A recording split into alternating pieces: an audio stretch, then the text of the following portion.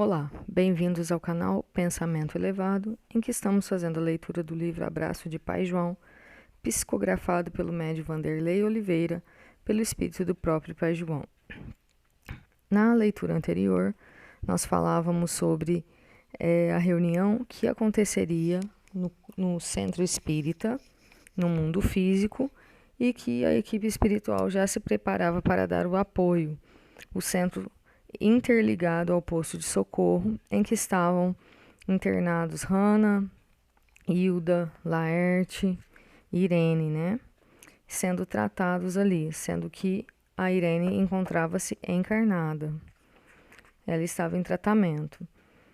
No caso em questão, foi falado um pouco ali sobre a Hilda, sobre sua força de vontade, né? Que ela teve a tentativa de suicídio, porém estava tendo uma boa reação. E no caso em questão foi falado também do Laerte. Pai João pediu para que a enfermeira Carminha auscultasse a mente dele, para que ela exercitasse isso também, né? De fazer essa auscultação mental. E quando ela se aproximou, ela viu notas e dinheiro.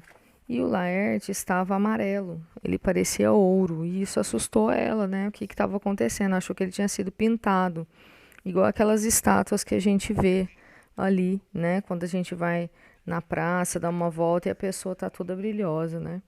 Então, tudo isso porque a preocupação, a identificação que ele tinha com o dinheiro, com as riquezas, com o material, eram tão fortes que ele estava assim, se tornando aquilo, né? Como se ele fosse aquilo. O seu campo mental vibrava somente a parte financeira.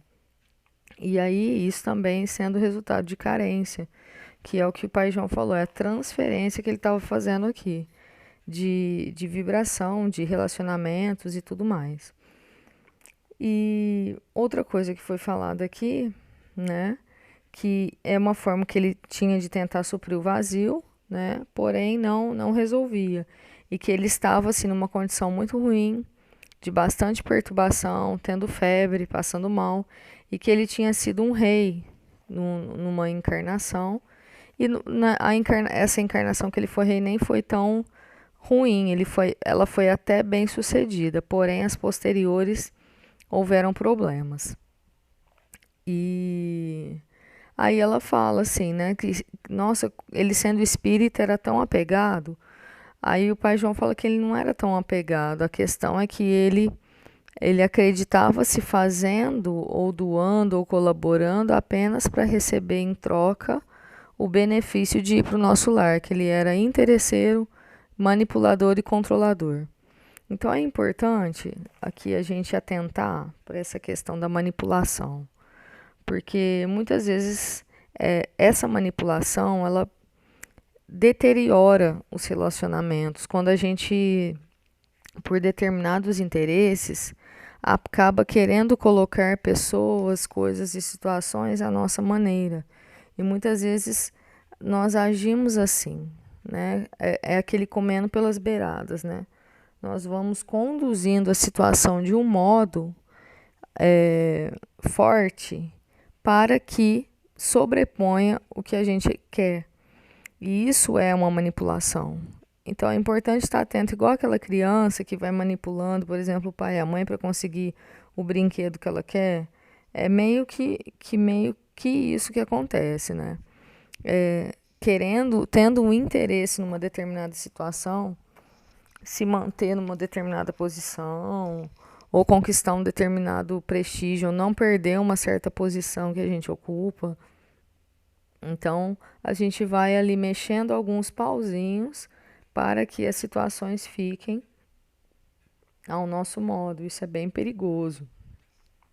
Outro ponto que foi citado aqui rapidamente foi a questão do carnaval, né? Que ele falou que era um momento de muita vulnerabilidade aqui do planeta, porque nós sabemos, como eu disse, que existem obras que relatam situações tristes que acontecem no carnaval e que não precisariam acontecer, mas que devido à abertura de portal negativo que acontece, em que já foi dito até por algumas pessoas que o umbral vem à Terra, né, nesse período, fica muito suscetível de acontecer grandes tragédias, né? Então, que a gente esteja atento, esteja observando, né, as nossas atitudes e tudo mais, porque é um período conturbado, especialmente neste momento em que estamos vivendo. Bom, vamos continuar a leitura. Laerte acha que pode tudo em função do quanto possui, e toda vez que é contrariado em seus objetivos, ele se desestrutura profundamente e seu mau humor se reforça. A outra coisa que foi falada aqui foi do mau humor crônico que ele tem, que está totalmente alinhado com essa questão financeira. Isso aqui a gente vê muito, né, também, que a pessoa, quando ela tem uma condição financeira, algumas pessoas, elas humilham os outros, né, tratam com arrogância, desfazem do outro, né. Nesse momento, então, a morte para ele é como uma lâmina ceifadora, porque tirou tudo que ele tinha de confortável, né? Muito apropriada sua figura de linguagem. A primeira e grande decepção foi não ter encontrado por aqui o plano espiritual que ele idealizou. Então, com a manipulação e o interesse, ele era acostumado a ter tudo do jeito que ele queria, porque estava tudo sempre favorável, já que ele poderia controlar. E aí ele morreu, ele achou que ele estava fazendo o dinheiro ali, né, para ter o nosso lar como recompensa. E aí ele viu que ele não estava lá, isso aí contrariou ele profundamente.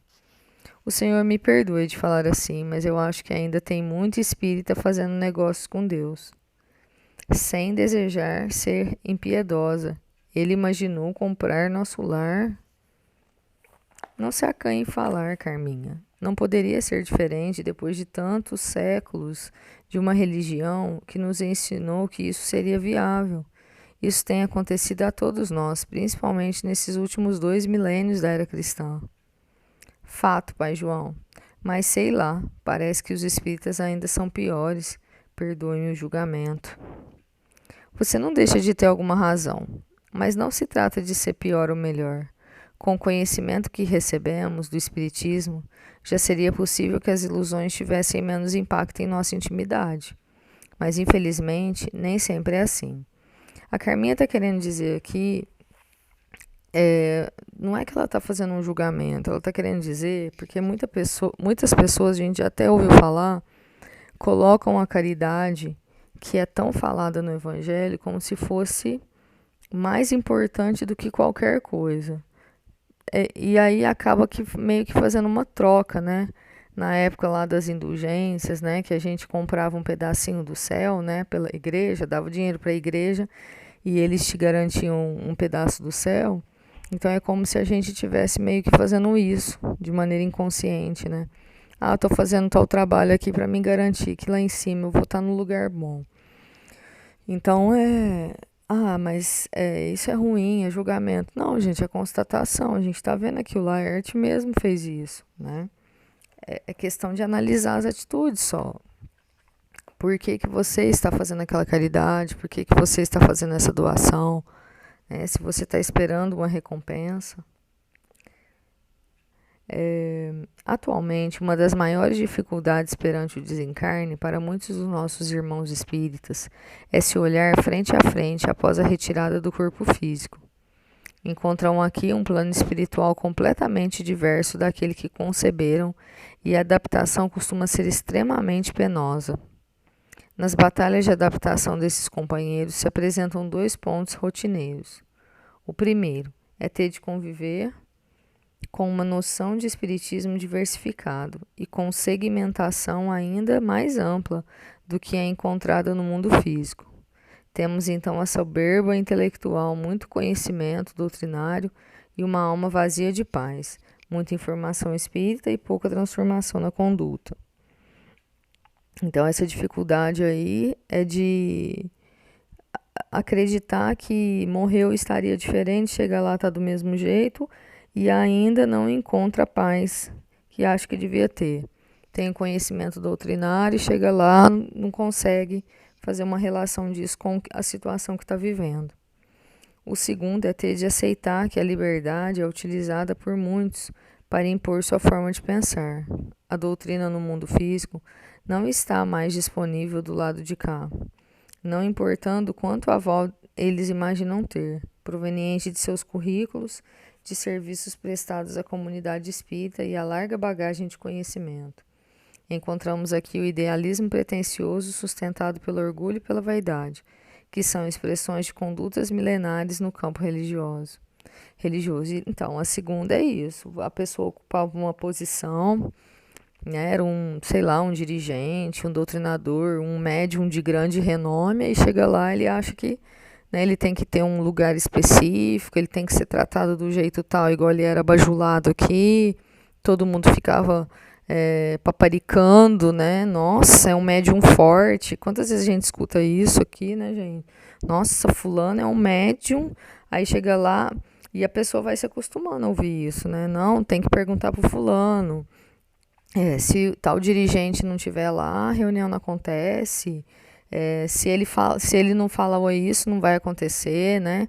Então, a gente acha que a gente está sendo fiel à pessoa ou ao grupo, mas na verdade a gente está construindo uma hierarquia que é fundamentada numa vaidade e numa uma bajulação sem fim, que prejudica demais essa pessoa, porque todos somos humanos ainda e falíveis, a gente não tem condição ainda de ficar lidando com isso, né? E aí o que acontece? A pessoa chega lá achando que ela vai ter um lugar, que ela vai ter uma posição, que ela vai ter um não sei o que, não tem nada. E aí cai, né? Cai a máscara, cai tudo e ela entra em profunda contrariedade, perturbação, desordem, né? O importante é que tenhamos muita compaixão e amor por Laerte. Todos, de alguma forma, necessitamos de bondade e apoio. Então, o que nós devemos fazer então?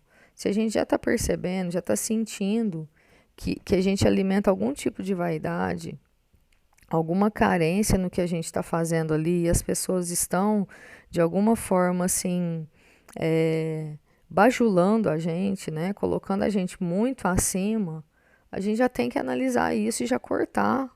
Não precisa cortar só no outro, né? Mas cortar em nós mesmos. Não, esse sentimento não tem nada a ver, eu não vou alimentar isso porque isso não é importante para mim. O que é mais importante para mim? Mais importante é eu ir lá e fazer o trabalho que eu acredito, independente disso. Então, essa reflexão, ela é individual, é só nossa. Não adianta a gente pensar que vai vir de fora. Ela vai ser a gente com a gente mesmo. O que eu estou sentindo? Por que eu estou fazendo esse trabalho? Por que eu estou indo lá fazer essa sopa? Por que eu estou indo lá doar essa cesta básica? Por que eu estou indo lá fazer esse trabalho mediúnico? É para as pessoas ficarem, porque elas depositam em mim confiança? Porque elas gostam que eu esteja lá? Elas acham que eu sou ótimo para falar ou não? Porque eu me sinto útil, eu me sinto bem ajudando as pessoas e só isso que importa. Então a gente precisa muito refletir para não ir alimentando essa carência e depois cair nesse abismo aí, né? Que a gente está vendo esses exemplos e tantas outras obras que citam os exemplos dos espíritas, né?